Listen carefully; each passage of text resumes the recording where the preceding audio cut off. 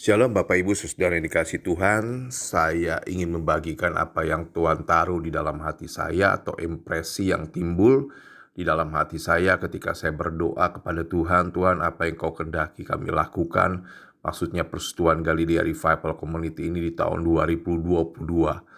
Ada satu kerinduan di hati saya bahwa kerinduan untuk Tuhan membawa Persekutuan Galilea Revival Community itu hidup dalam dimensi supranatural, dimensi ilahi. Karena saya melihat kalau di tahun akan datang, di tahun 2022 ini, banyak mungkin tantangan yang kita hadapi dan juga banyak pekerjaan tugas yang Tuhan kehendaki kita lakukan, banyak pekerjaan-pekerjaan yang hendak Tuhan kehendaki kita lakukan.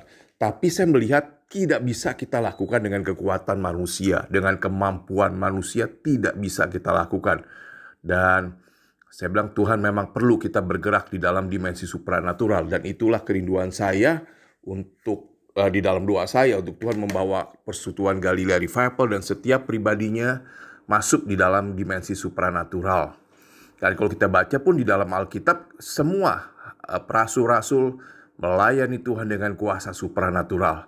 Dan kalau saya juga mendengar kesaksian bagaimana orang-orang dari Kedar Nebayot bertobat dan mereka pada umumnya mengalami apa yang saya sebut sebagai supranatural, di luar akal manusia. Dan pada waktu saya berdoa, Tuhan bawa kami ke dalam dimensi supranatural Tuhan.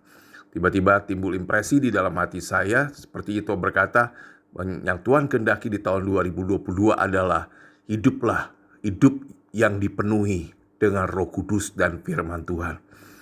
Ya, kalau hidup kita dipenuhi dengan Roh Kudus, dikuasai, dicengkeram oleh Roh Kudus, dan juga firman Tuhan menguasai, memenuhi hidup kita. Sepertinya Tuhan ada janji, aku pasti akan bawa kamu untuk masuk dalam dimensi supranatural, dalam dimensi ilahi. Dan memang itu adalah kerinduan Tuhan buat kita. Karena dia ilahi, dia supranatural. Dia ingin kita anak-anaknya, hamba-hambanya, tubuhnya untuk hidup secara supranatural pula. Jadi Bapak Ibu, itulah visi kita di tahun 2022. Hidup yang dipenuhi dengan Roh Kudus dan firman Tuhan. Amin. Tuhan Yesus memberkati.